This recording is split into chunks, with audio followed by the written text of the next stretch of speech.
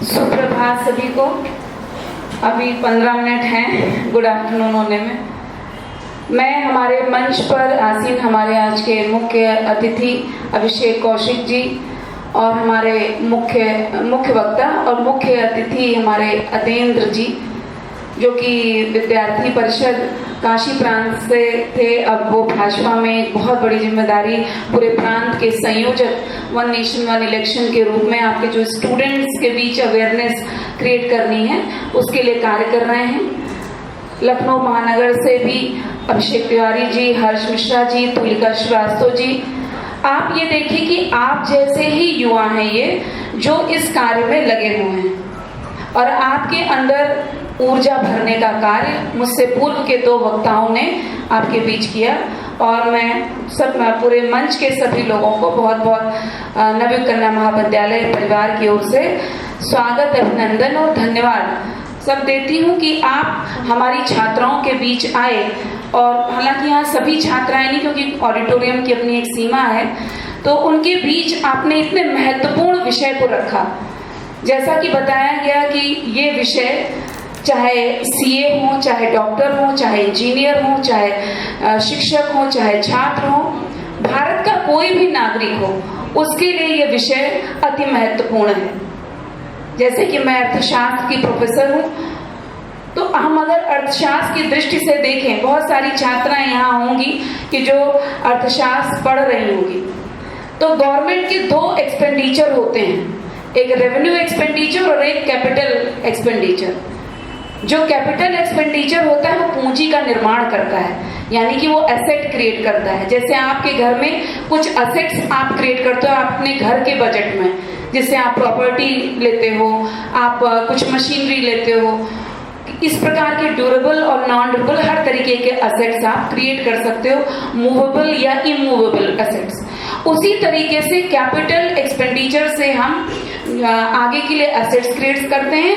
और capital expenditure का मतलब ये है कि, और कैपिटल रेवेन्यू का मतलब ये है कि उससे हम जो है ऐसी पूंजी में खर्च कर सकते हैं जो देश के डेवलपमेंट के काम आती है। और जो कंजम्पशन एक्सपेंडिचर है, यानी कि जो रेवेन्यू एक्सपेंडिचर है, वो हमारे रोजमर्रा के खर्चे के लिए, जैसे एक घर के बजट में आपको घर चलाने के लिए, डेली यूज के लिए, खाने के लिए, कपड़े के लिए, इस सब के लिए जो खर्चा होता है वो रिकरिंग एक्सपेंडिचर है।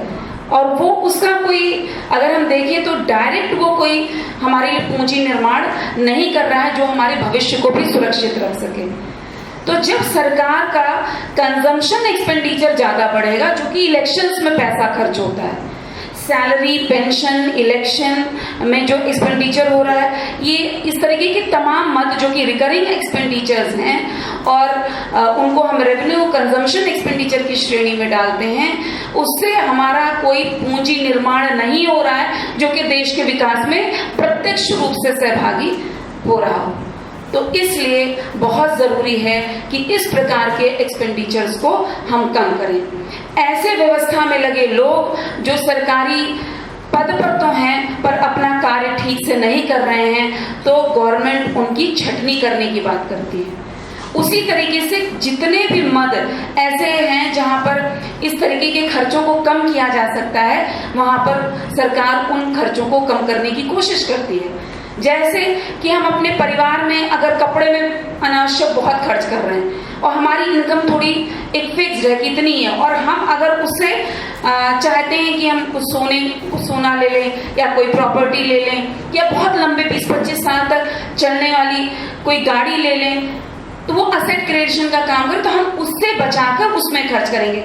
बिकॉज हमारे यहाँ रिसोर्सेज फिक्स्ड हैं, चाहे वो देश की हो चाहे वो परिवार की है।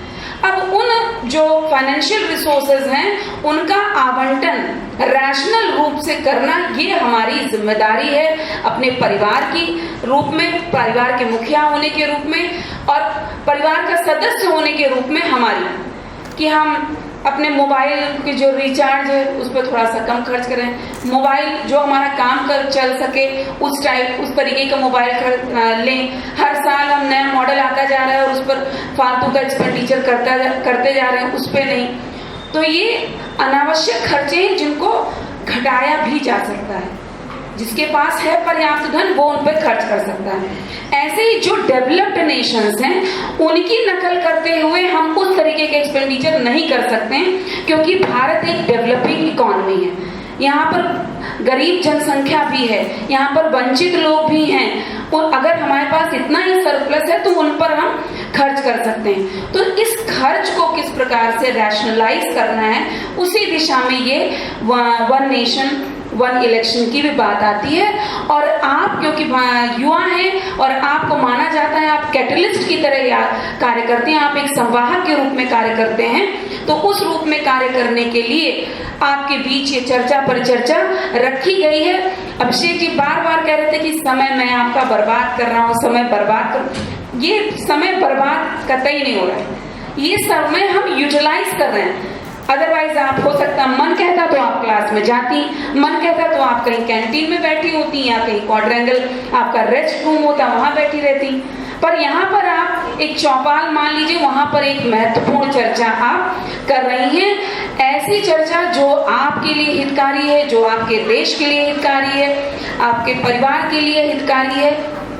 तो इन वृहत मुद्दों पर, इन राष्ट्रीय मुद्दों पर भी सोचना आपका दायित्व है, क्योंकि आप पढ़ रहे हैं। जैसा कि भारत को बार बार कहते हैं कि हम डेमोग्राफिक डिविडेंड में हैं, यानी कि हमारे यहाँ सबसे ज्यादा युवा हैं, जनांकीय जो लाभ है हमको वो मिल रहा है। डिविडेंड मीन्स लाभ।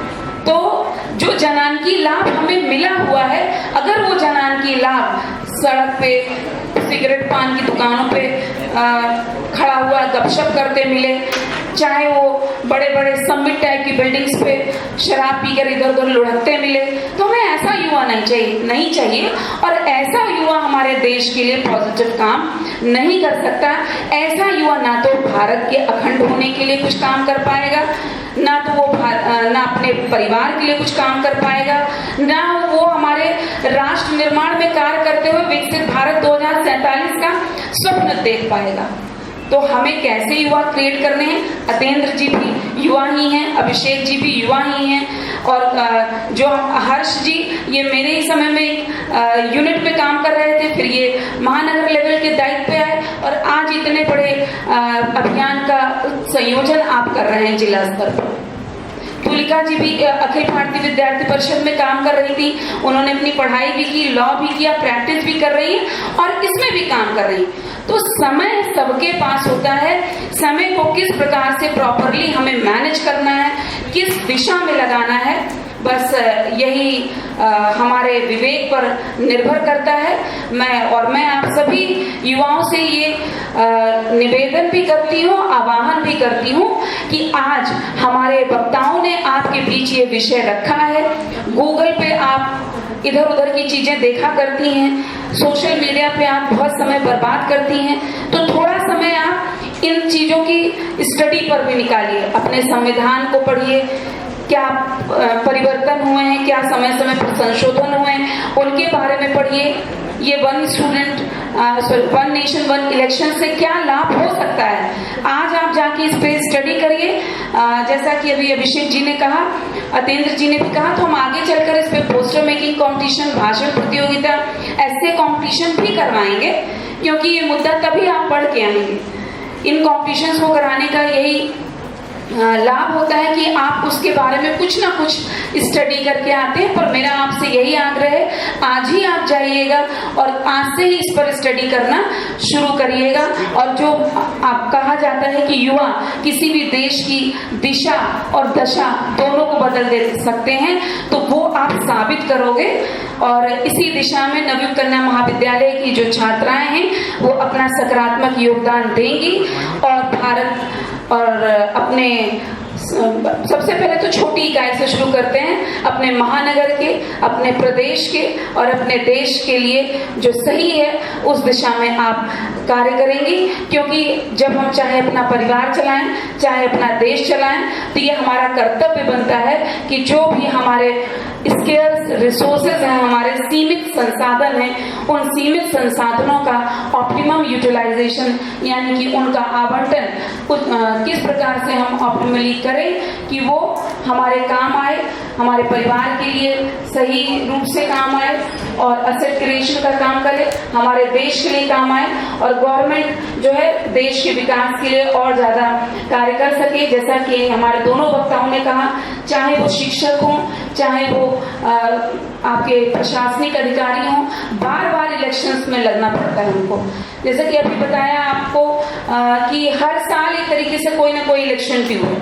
अगले साल आपके MLCs के चुनाव होने हैं और जो है फिर ऐसे ही आपके प्रधानी के चुनाव अलग होते हैं। लोकल बॉडीज जिसको आप कहते हैं 3 टायर ऑफ गवर्नमेंट हैं, सेंट्रल गवर्नमेंट, स्टेट गवर्नमेंट और लोकल गवर्नमेंट। तो तीनों के अलग अलग समय चुनाव होने से बेहतर रहेगा कि एक ही समय चुनाव हो और उसी समय आपको एक निर्णय लेना पड़े। और थोड़ा सा हंसी की बात भी हो सकती है, पर बार बार EVM भी अपनी शर्मिंदगी से बच जाएगी, वो भी थोड़ा सा कम होगा। तो इसी के साथ मैं बहुत बहुत धन्यवाद देती हूँ हमारे सभी वक्ताओं का, हर्ष जी का कि उन्होंने इस गंभीर मुद्दे पर, अभिषेक जी का कि उन्होंने इस गंभीर मुद्दे पर नवयुग कन्या महाविद्यालय प्रांगण को चुना और हमारी छात्राओं के बीच ये चर्चा की। धन्यवाद। आपका बहुत बहुत आभार मैम। और कार्यक्रम को समाप्त करते हुए अब मैं एक ग्रुप फोटोग्राफ के लिए हम सभी ने पत्रक बांटे हैं, तो मैं आप सभी से आग्रह करूंगा कि एक बार अगर पत्रक